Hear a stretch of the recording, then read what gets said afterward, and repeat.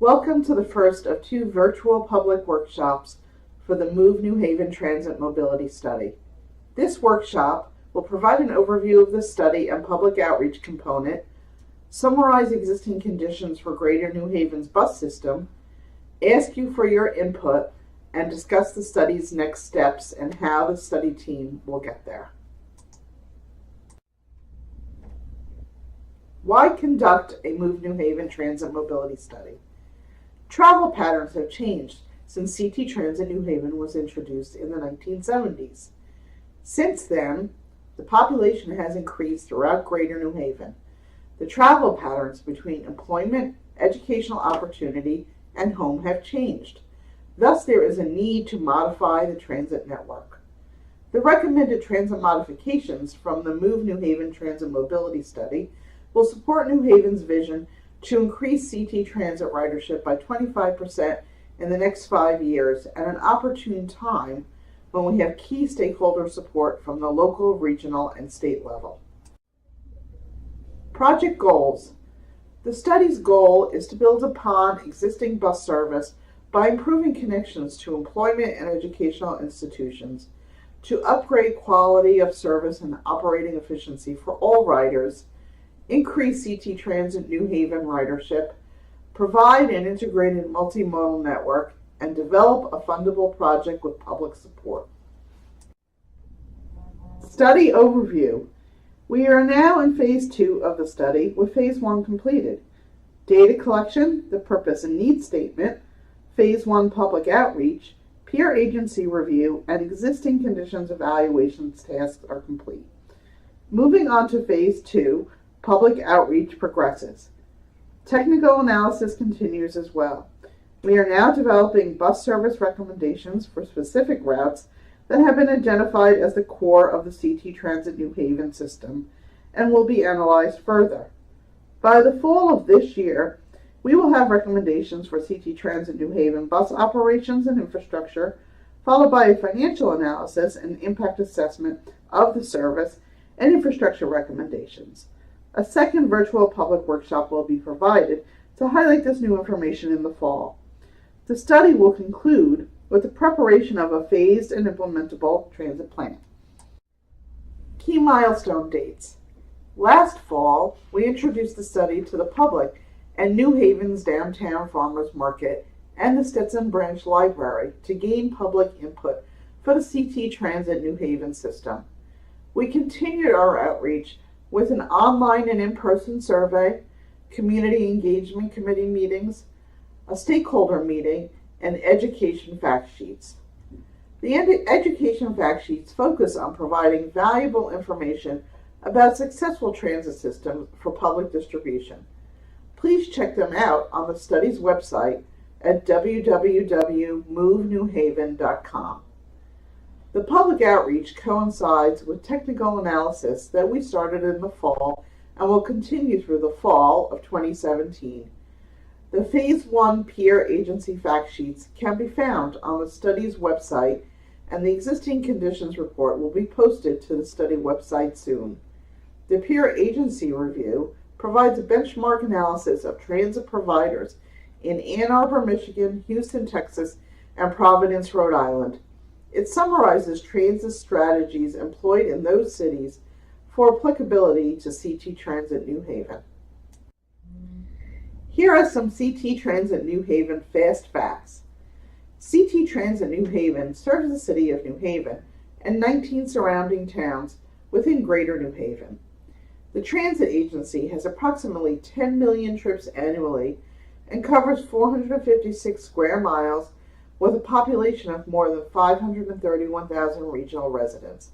It is owned by the Connecticut Department of Transportation, operated by H&S Management, and managed by First Transit.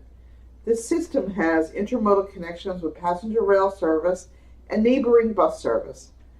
Bus riders contribute 21 cents in fare revenue for every dollar needed to run the system, for a fare box recovery ratio of 21%. Here is a map of the CT Transit New Haven system. The CT Transit New Haven system is an expansive system with a wide network of routes.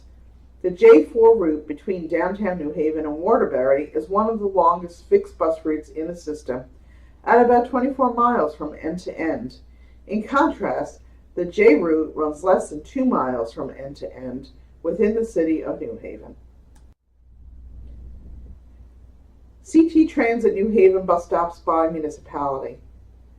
Only 30% of CT Transit New Haven's bus stops are in the city of New Haven. Hamden and West Haven have the second and third highest percentage of bus stops. Over 50% of the system's bus stops are in New Haven, Hamden, and West Haven. CT Transit New Haven's core system. The concentration of bus stops within the city of New Haven and neighboring Hamden and West Haven highlights ridership at the core of the system. This map shows CT Transit New Haven as a radial hub and spoke system, with one hub at the downtown New Haven Green. As you zoom into the city of New Haven, the one hub system creates route duplication as routes approach the downtown New Haven Green. The CT Transit service is supporting growth in the region. Information about proposed residential, mixed-use, institutional, commercial, retail, and recreational projects provided by the City of New Haven and the New Haven Economic Development Corporation are all near CT Transit New Haven service. The bus system will need to evolve with this development moving forward to meet the new demand that may arise. There are more than 10 proposed developments along the two high ridership routes, B and D. The public outreach process. Public feedback is key to developing study recommendations. In addition to the public outreach listed here and discussed in previous slides, this virtual public workshop will be asking a series of questions to gain your input for the study. We've had a series of community engagement meetings that are open to the public starting at 6 p.m. at the Free Public Library in downtown New Haven. If you would like to attend any of the upcoming meetings, please check out our website at www.movenewhaven.com to find out when and where the next meeting will be held. In our Phase 1 public feedback, you spoke and we listened. The study team thanks all those who have participated in the study's public outreach thus far. This slide provides some examples of the input we've received.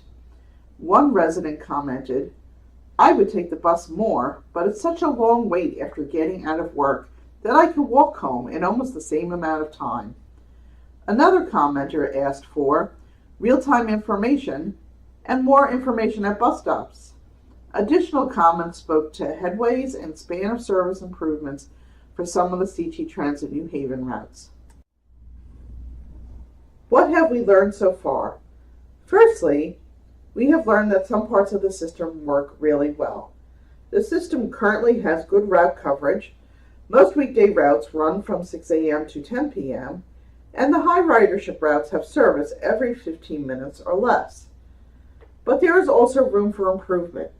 Service could be improved on the weekends, bus stops consolidated, the amount of time customers wait for a bus reduced on some routes, route variations could be consolidated and simplified, and more consistent timing between bus arrivals at the bus stop implemented. The system could also provide limited stop or priority transit service throughout the day, improve time transfers with rail service and neighboring bus systems, and adopt some of the technologies and transit planning initiatives that the peer agencies have used to restructure their transit systems. Based on the evaluation of CT Transit New Haven's existing conditions, there are 4 key corridors that will be looked at in further detail in Phase 2 of this study. These corridors dominate the system in regards to ridership. They are the B, Congress Avenue, B, Whaley Avenue, D, Dixwell Avenue, and D, Grand Avenue. There is a market for CT Transit New Haven in Greater New Haven. Employment and population is forecasted to grow. This could potentially increase the percentage of transit commuters and non-car households within Greater New Haven, and especially the city of New Haven. The city already has a higher than average rate of transit commuters at 12% and no-car households at 29%. In addition, 6 of the 20 municipalities that are served by CT Transit New Haven are environmental justice communities. These are municipalities that have census block or neighborhoods with 30% or more of the population consisting of low-income persons who are not institutionalized and have an income below 200% of the federal poverty level. These populations tend to be transit dependent. Now is your opportunity to participate in the Move New Haven study. Please answer the following questions about the CT transit system, which route you take, and what you like most and least about your trip. Please complete these questions now.